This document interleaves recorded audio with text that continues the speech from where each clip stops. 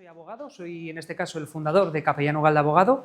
También colaboro con lo que vendría a ser la empresa Capacitanes y en este caso también estoy en colaboración directa como socio fundador con una empresa de Por lo que SEO, que en este caso es de marketing digital. Hoy vengo a hablaros de las loot boxes, en este caso desde una perspectiva más de prevención, en este caso de seguridad a los menores. Pero vamos a dar una serie de tips, una serie de consejos que no solamente aplica a ese control parental en función, en este caso, de los menores, sino en general, como consumidores y usuarios, ¿de acuerdo? Lo primero, antes de nada, me gustaría hacer una pequeña parada y es explicar el índice de los contenidos que vamos a tratar. Lo primero es saber qué es una loot box, qué es y qué precisamente no es, para saber qué régimen jurídico aplica. Prometo ser sucinto y claro, no me voy a ir por las ramas, nos podemos aquí dedicar y tirar muchísimo tiempo a la hora de profundizar en si se tratan de elementos o no de azar. La idea es que salgamos de aquí con ideas claras, concisas y que, llegado el punto, sepamos, en este caso, por dónde tenemos o por dónde no tenemos que ir, ¿vale? El segundo de los puntos, precisamente, es el marco jurídico actual en España. Es decir, a día de hoy, cuáles son las normativas que se pueden aplicar a este tipo de elementos o de mecanismos y si realmente existe, a día de hoy, un elemento, o en este caso una norma específica que lo regule. Es decir, algo que se legisle, o en este caso que el legislador haya establecido de cara a la prevención en materia de loot box o juegos de azar, ¿de acuerdo?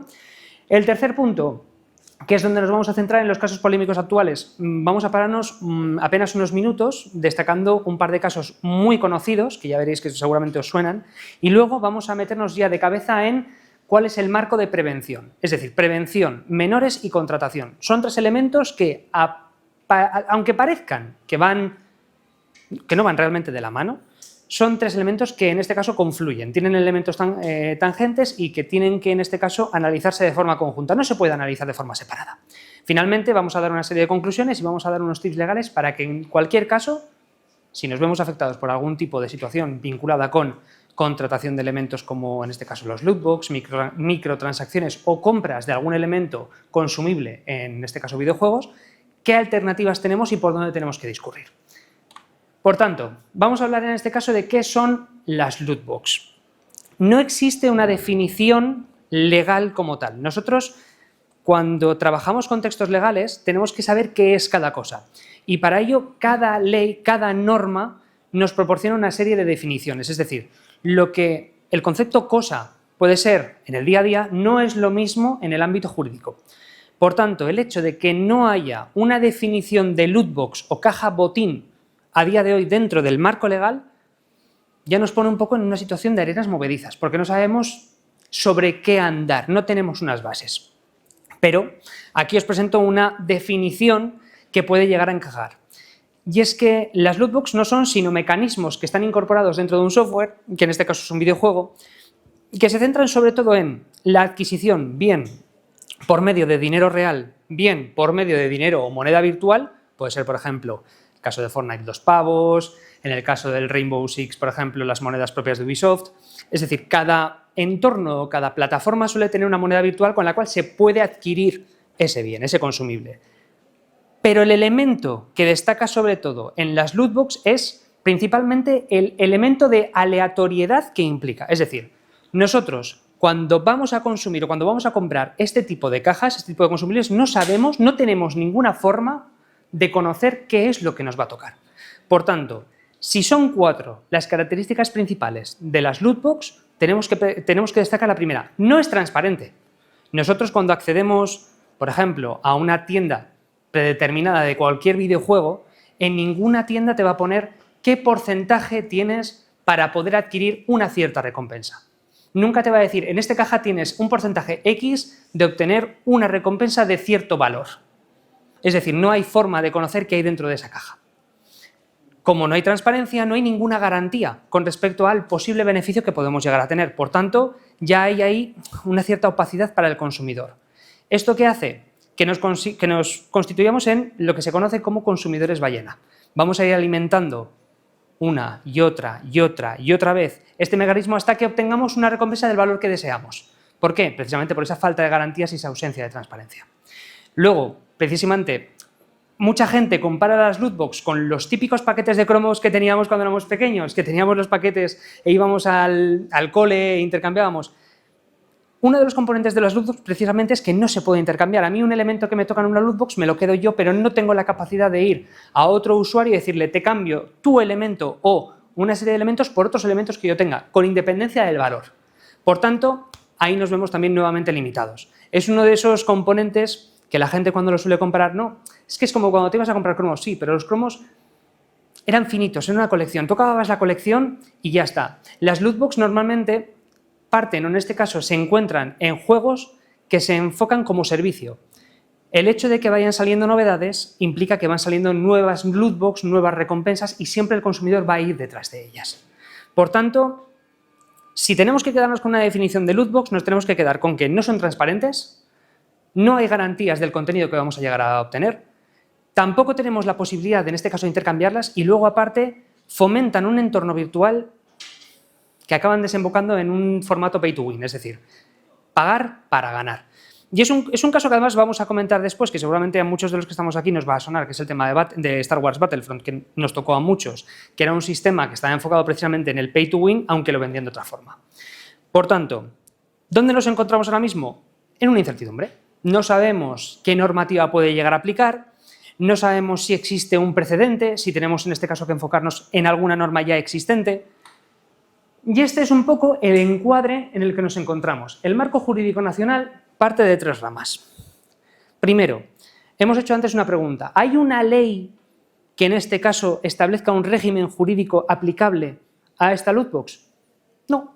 Sí que es cierto que en 2022 hubo un anteproyecto muy extenso de unas 64 páginas junto con la memoria que no solamente elaboraba una definición, sino que también preveía una serie de mecanismos, por ejemplo, que se posibilitara al consumidor cuando se iba a adquirir este tipo de lootbox, este tipo de sistemas de recompensa, la posibilidad de conocer las garantías que iba a poder tener para obtener una cierta recompensa u otra. Es decir, se intentaba paliar esa opacidad, esa oscuridad con una ventana, muy pequeñita, pero una ventana, para que el consumidor supiera lo que iba a ver detrás.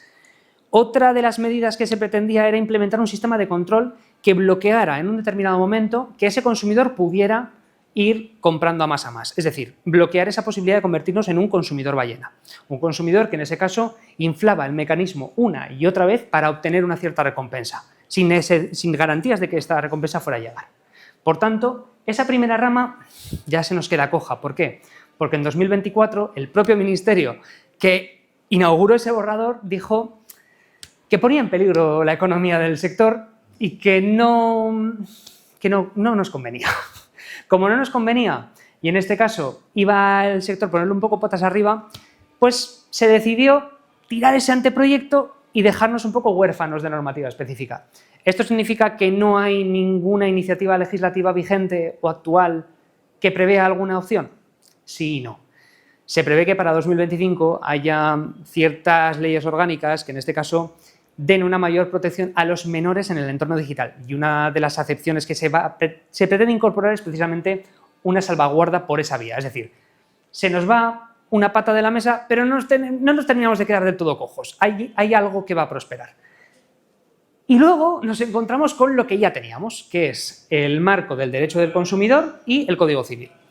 El marco del derecho de consumo nos habilita para ejercer un derecho que seguramente todos conocemos, que es el ejercicio de desistimiento. En otras palabras, cuando, por ejemplo, compramos un producto, nos dicen que tenemos un cierto tiempo para devolverlo, ¿vale? Cuando, por ejemplo, lo compramos de forma digital, que es donde aplica el derecho de desistimiento, en Steam, por ejemplo, tienes cierto tiempo para devolver o ciertas condiciones.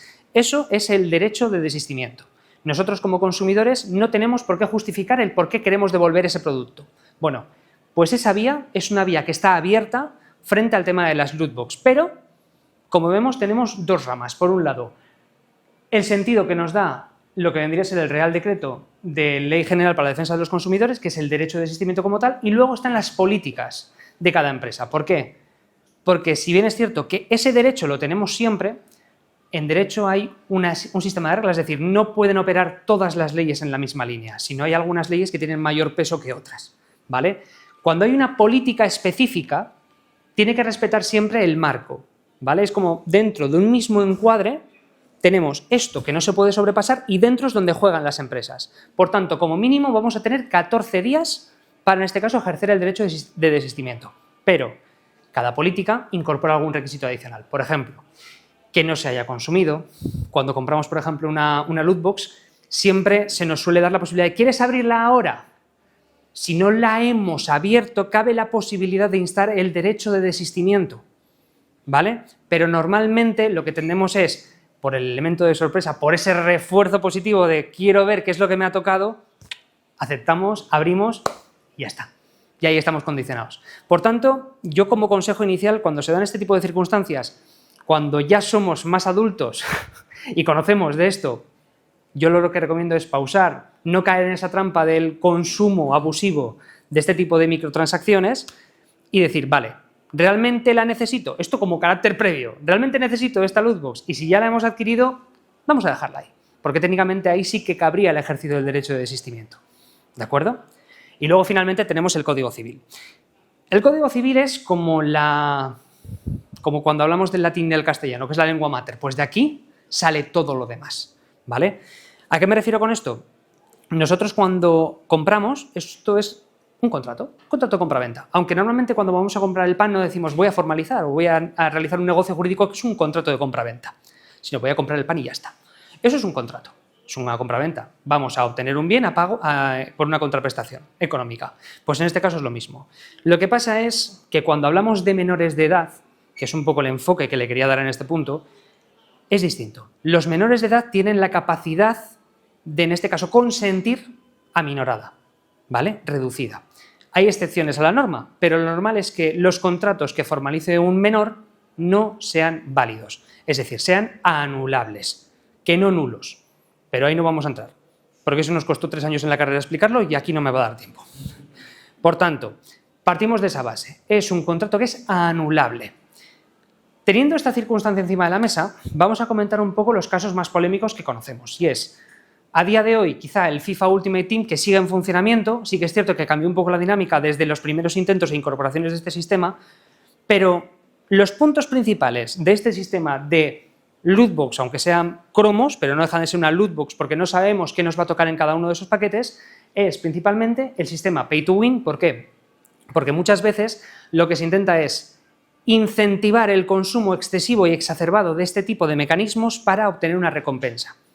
Y muchas veces había la posibilidad de acceder a unos sistemas, antes, al principio de este sistema, unos sobres con X número de jugadores con X prestigio. Es decir, te iban a dar una ventaja competitiva frente al resto de jugadores que iban a tener unos jugadores promedio. Pagas más, eres capaz de ir un poquito más allá. Eso es lo que tradicionalmente hemos entendido como pay to win, pagar para ganar. Y esto, a más, lo que fomenta es precisamente esa falta de opacidad, ese mantenimiento de un sistema que está viciado desde el inicio y, por tanto, acabamos con que no hay garantías reales para en este caso, los jugadores. ¿Por qué? Porque nadie le garantiza a una persona que no se gaste el dinero en ese sistema pay to win que el día de mañana vaya a alcanzar o vaya a obtener una recompensa similar a ese otro sistema alternativo. ¿Hasta aquí me estoy explicando? Perfecto. Y el otro sistema, que es el paradigma de lo que no se tiene que hacer, es Star Wars Battlefront. Cuando se publicó ese videojuego, se vendió como una revolución en su momento, porque era un sistema que se estructuraba por y para este tipo de cajas de botín.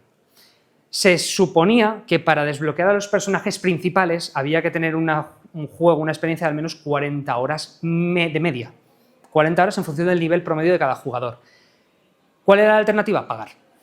¿Qué pasa? Que si tú pagabas, desbloqueabas a los personajes que mayor capacidad o ventaja competitiva te daban dentro del juego. Por tanto, era un sistema pay to win desde el origen.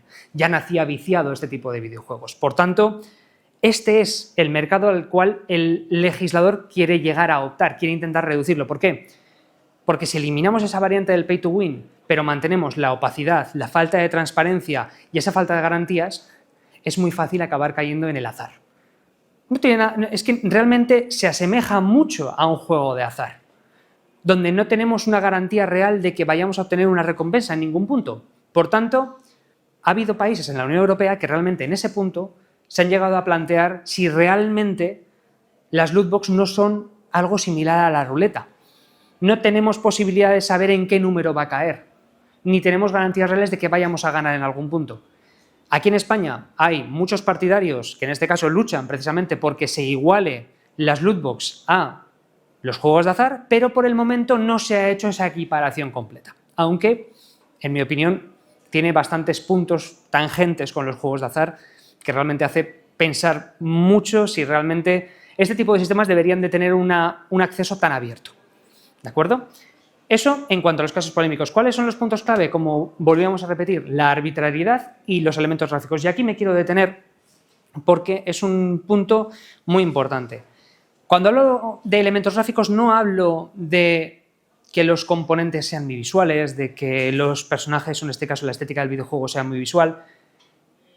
Me refiero a que precisamente cuando abrimos un sobre de FIFA Ultimate Team, por ejemplo, por seguir un poco el estilo de los ejemplos que he puesto, normalmente hay unos elementos visuales, unos destellos, unos sonidos que fomentan la sensación de sorpresa, el querer saber más, igual quizá el verbo no es el mejor, pero me excita como consumidor a seguir comprando y me llama la atención para saber qué va a salir si de normal tengo ciertos elementos. Si consigo un elemento raro, me imagino que esa animación irá a más. Y cuando llega ese momento, esa animación fomenta el seguir comprando, es decir, quiero seguir obteniendo ese tipo de animaciones. Esto, a fin de cuentas, no deja de ser condicionamiento. No deja de ser condicionamiento. Positivo de decir, quiero ir un poquito más allá. Por tanto, eso es un elemento también a considerar. Incluso en el anteproyecto que antes comentábamos, se valoró cómo este tipo de elementos, en menores, sobre todo, condicionaba el aumento de ese tipo de compras. Ahora vamos a hablar de, como os comentaba, las medidas de prevención para menores, que realmente tienen varios puntos. Primero, vamos a poner el acento precisamente en si tenemos hijos pequeños o no con acceso a este tipo de plataformas, ¿vale?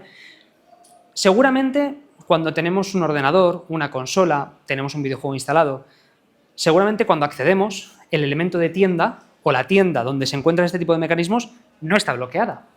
Puede acceder cualquiera. Si yo, por ejemplo, te doy a ti el mando y eres mi hijo y puedes acceder a esa tienda, ahí ya tenemos un problema, porque yo, ¿en qué momento? Imaginémonos que tienes 12 años, ¿vale? Tengo el Call of Duty que es PEGI 18, ¿vale? Y ahí tenemos un problema, porque de primera se está jugando un niño de 12 años a un juego que es de PEGI 18.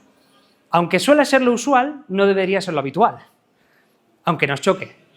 Si tiene acceso a la tienda, yo como padre, yo ahí estoy cometiendo un deje en mis funciones. Yo tengo que evitar que mi hijo entre a la tienda. ¿Por qué? Porque seguramente de todos los elementos visuales, el que más llame la atención es el de la tienda. ¿Por qué? Porque quiere captar la atención. Si yo, en este caso voy a ponerme yo en el caso de menor, yo accedo a la tienda, voy a las lootbox y tienes asociada a tu cuenta, a tu número de tarjeta, y yo realizo esa compra, ahí tenemos un problema, porque no hay un sistema que como menor me impida acceder a esa compra. Y tampoco hay un bloqueo. A menos que el padre en este caso haya sido previsor y haya hecho, como has hecho tú seguramente, el control parental. Que hayas limitado el acceso al menor. Pero si no lo has puesto, ese menor con tu número de tarjeta puede comprar. Por tanto, ahí ya encontramos varios supuestos que han salido en los medios que se han dado de gastar cantidades ingentes en FIFA Points para comprar sobres y sobres y sobres. ¿Qué tenemos que hacer ahí? Ser previsores, partir de la base. Primero, un niño no puede estar jugando a un videojuego, aunque, repito, sea lo habitual que nos encontremos, un niño de 12 años no puede estar jugando al GTA V, y menos al GTA V Online, que se basa sobre todo en el consumo. Consumo de microtransacciones, lootboxes. Quizá GTA V entra más en microtransacciones que en lootbox, pero por ejemplo, volvemos al ejemplo de Battlefront, que está cada uno de los instantes centrados en ese tipo de recompensas. ¿Qué hace un niño jugando sin un control a este tipo de sistemas? Ya entramos en el PEGI. Un niño no debería estar entrando en ese tipo de sistemas y mucho menos a las tiendas. Y ahí entra el control parental. Esto, a fin de cuentas, es una escala de responsabilidades. Partimos de que el padre tiene que estar en ese caso estableciendo unos límites, más allá de esos límites tiene que estar el conocer esos sistemas de control y de gestión de videojuegos, y en último término hablaríamos de los usos sociales. Y es que aquí es donde me quiero parar.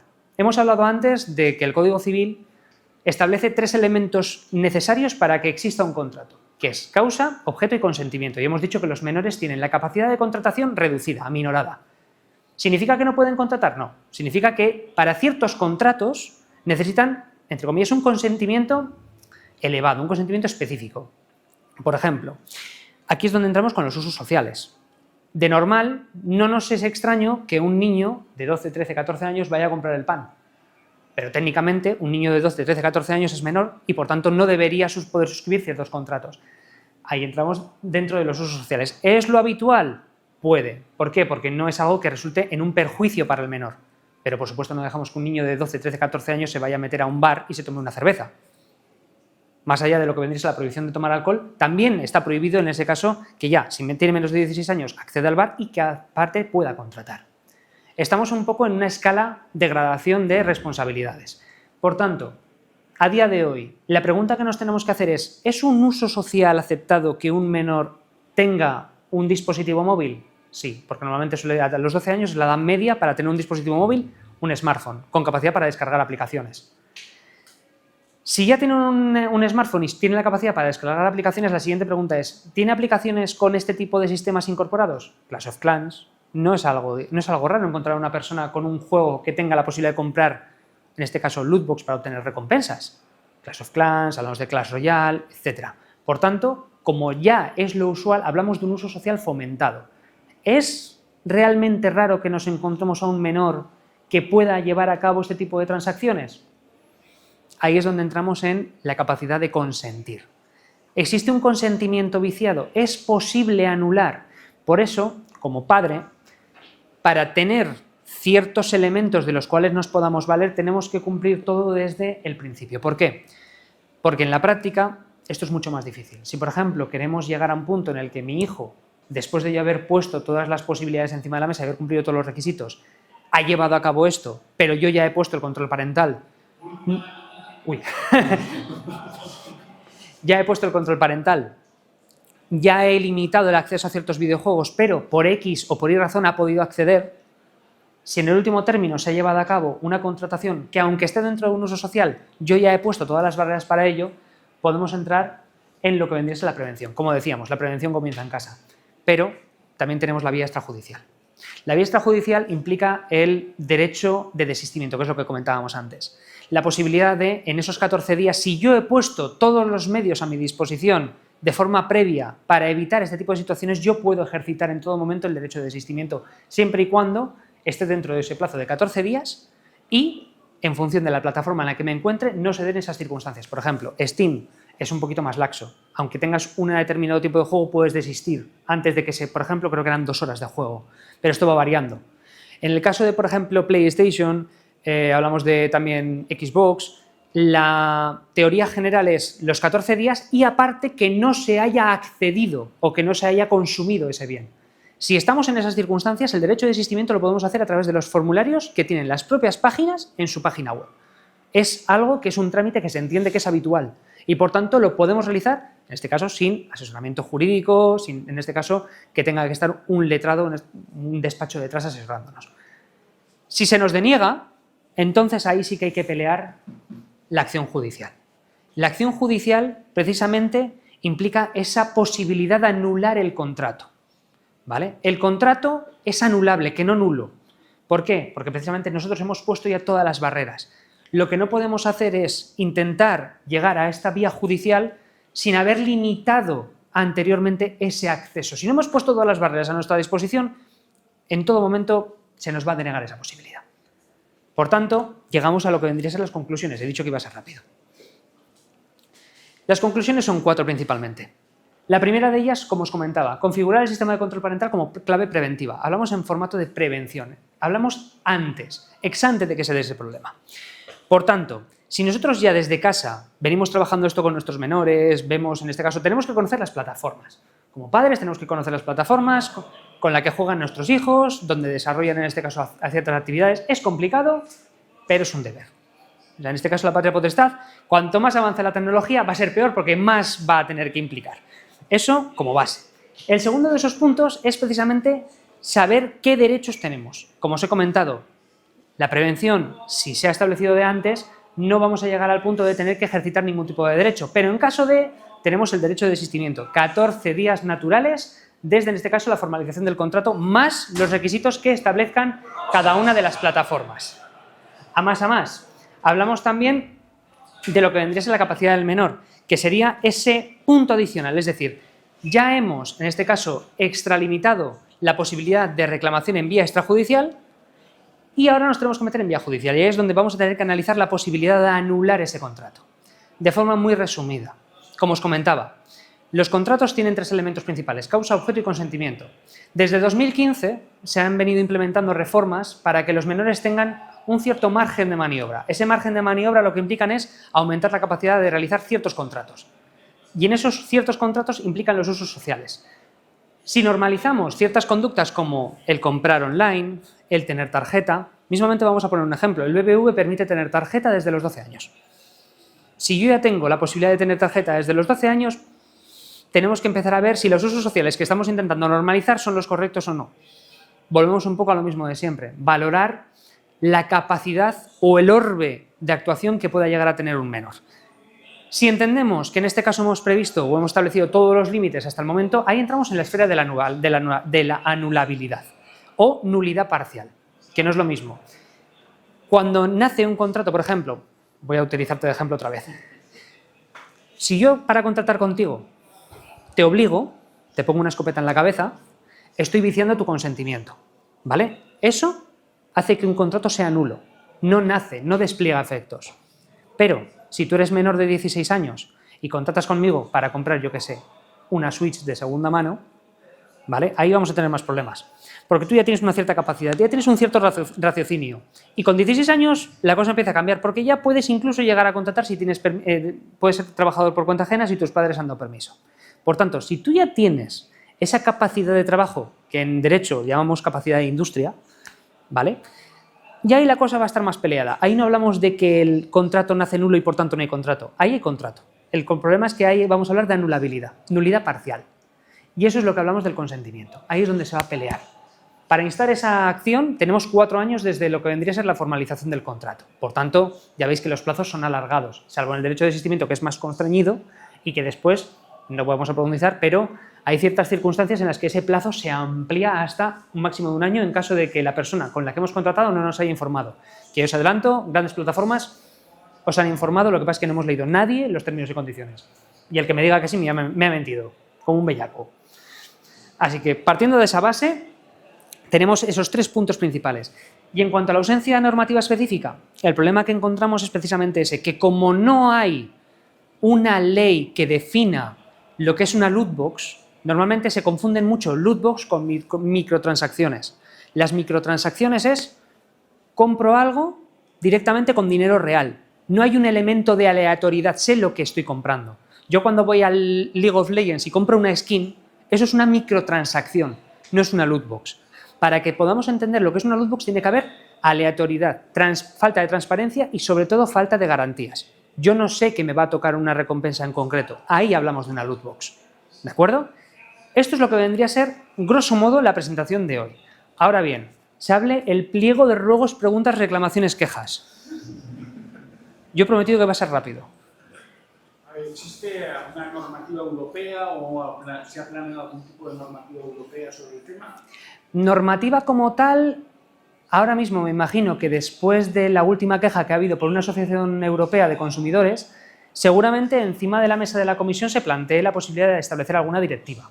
Ahora bien, si no recuerdo mal fue en junio-julio, en este verano, vamos a dejarlo ahí. Este verano se elevó por la Asociación Europea de Consumidores una propuesta a la Comisión Europea para que regulase este tipo de prácticas porque, por un lado, consideraban que afectaban de forma frontal a los menores y, aparte, tienen un componente de azar que, aunque intenta pasar desapercibido con la normativa que, por ejemplo, puede aplicar a juegos de azar, tiene un componente que es claro y es, como no hay esa transparencia, sí que se pone encima de la mesa. Ahora bien, como te digo, a día de hoy, en España, para que te hagas una idea, sí que hay encima de la mesa una ley de protección integral al menor en entornos digitales, que ya veremos cómo se desarrolla y cómo lo termina de desgranar todo, y a nivel europeo, si no es ahora, seguramente a lo largo del año que viene habrá, sobre todo porque se está regulando ahora todo. Si hemos tenido este mismo año la directiva, lo que se llama ley, pero es el reglamento de inteligencia artificial, te aseguro que el año que viene tendremos más de entornos digitales. Y bueno, en todo caso, claro, comprar pagos En Fortnite es una microtransacción. Perdóname que es que no te estoy oyendo nada, discúlpame. Comprar pavos en, Sí. en el Fortnite, Fortnite, es sí. una microtransacción. Sí, Comprar con los pavos una skill es una microtransacción. porque compras una skin, sabes lo que estás comprando. El problema... Sí, perdóname, que no te quiero interrumpir. Realmente es por terminar de ver la diferencia y entiendo que las microtransacciones también son cuestionables. Es decir, Sí. yo he comprado una skill, puedo echarlo para atrás. O debería. Sí y no. Sí y no. Porque tú cuando compras mediante... Vamos a poner el ejemplo. Tú compras una tarjeta de pavos. Si no me equivoco, creo que eran 1000 pavos, 10 euros. Más o menos. Por ejemplo, vamos a echar un poco a bote pronto. Como todos, tranquilo, no te preocupes. Tú coges la típica tarjeta de 10 euros, que son 1000 pavos. Cada skin suele estar entre las 800 y 1000 pavos, ¿vale? Tú con esa tarjeta, si tú coges la tarjeta y no la canjeas, esa tarjeta la puedes devolver, ¿vale? Porque eso es una compra. Si tú, por ejemplo, con esa tarjeta la canjeas y ya metes los pavos y tú con esos pavos compras la skin, técnicamente no la puedes devolver porque tú en ese momento consumes la tarjeta para lo que vendría a ser la skin. A pesar de que tú el día de mañana te arrepientas, pero tú ya lo has consumido, ya la tienes. Me explico, para poder echar atrás ese contrato tienes que mover cielo-tierra y construir las murallas de Troya. Es muy complicado. Y gastaron más de 10 euros que te costaron. Sí. Sí. Y hombre, sí. Normalmente solemos cobrar más de 10 euros. Pero te diría que lo ideal sería que cuando, por ejemplo, se va a comprar algo, si tú, por ejemplo, quieres asegurarte que ese dinero no lo puedes perder, lo ideal sería que con tu dinero comprases la tarjeta de pavos y hasta que no sepas qué es lo que te quieres comprar, esa tarjeta de pavos, dejarla ahí en stand-by. Obviamente, antes de 14 días tendrías que devolverlo, ¿vale? Pero no lo has consumido. Ahí tu dinero tiene cabida. ¿Por qué? Porque no. Pero si tú compras pavos directamente, puedes solicitar la devolución. No llegas a comprar la skill. Si compras la skill, la estás ejecutando. Pero si no compras pavos, solamente deberías de cobrarlo. Hombre, habría que verlo porque depende de dónde lo veas, depende desde dónde contrates, puede ser un objeto consumible directo. Habría que verlo, habría que ver. No, pero no me refiero que pagues con tarjeta o puedes pagar con tarjeta, con transferencia, con Bizum, con PayPal, con lo que quieras. O sea, el método de pago no es un hecho ahí, no es un hecho a considerar, sino es que cuando tú lo compras es una compraventa que es instantánea. Tú directamente accedes a ese objeto. Ahí es difícil pelearlo porque habría que mirar, por un lado, la normativa en materia de consumo y por otro lado habría que conjugar muy mucho la política de compra o la política legal que tenga Fortnite. ¿Por qué?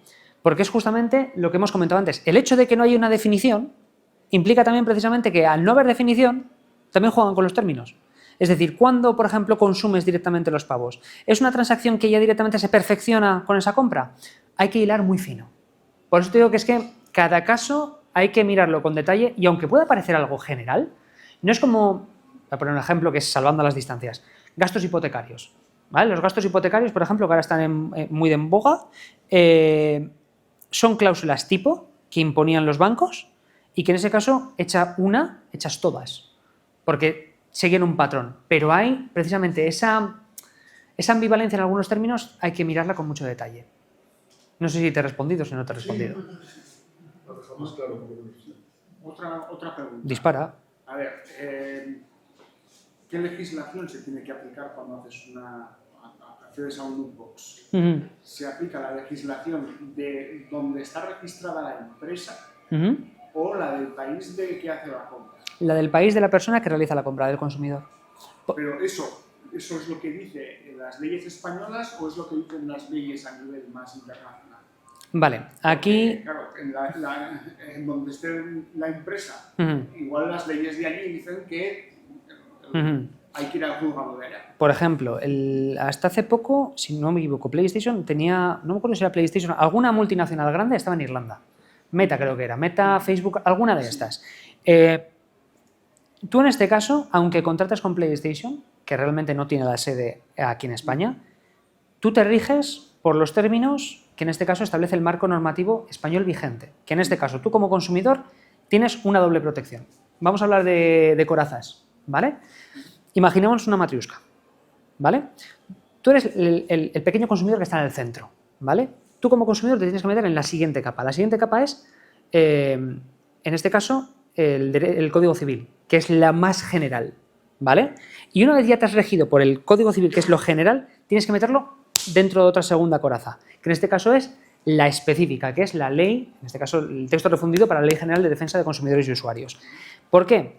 Porque tienes una normativa específica que te da más garantías y luego en el caso de que ya no haya más garantías que aplicar de ahí, te quitas una capa y te vas al Código Civil, ¿vale?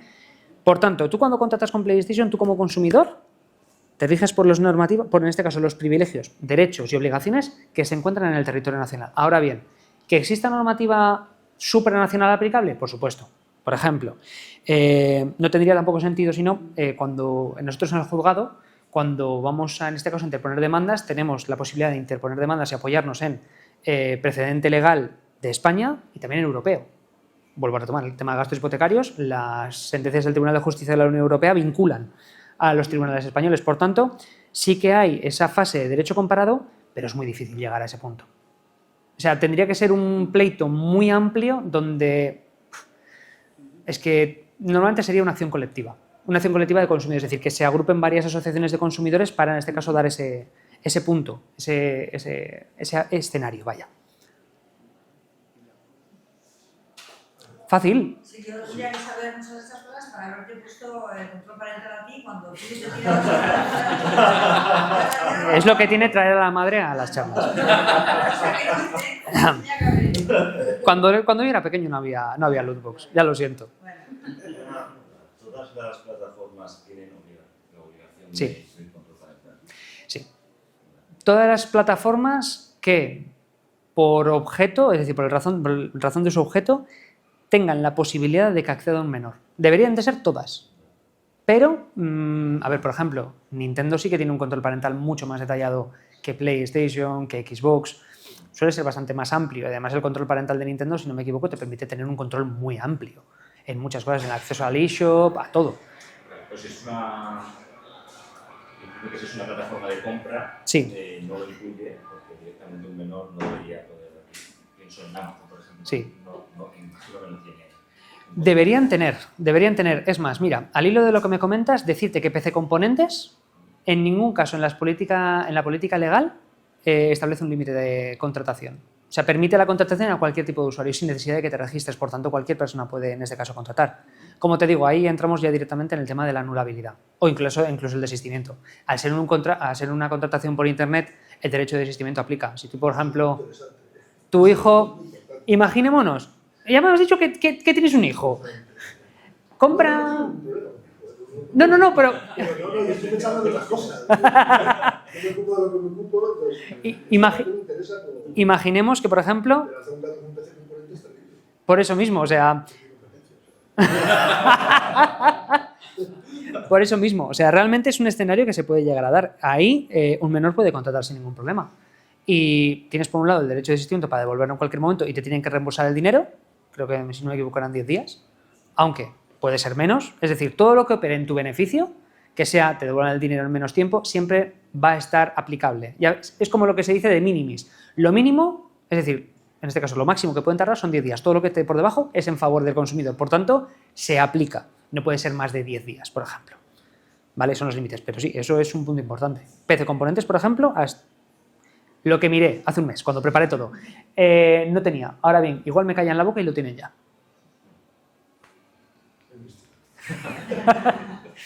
Bueno, pues muchísimas gracias por haber venido. Espero que haya sido productivo, que haya sido concreto y conciso, que no me haya alargado demasiado. Muy bien, de tiempo. Y de nuevo daros las gracias por estar aquí. Muchísimas gracias.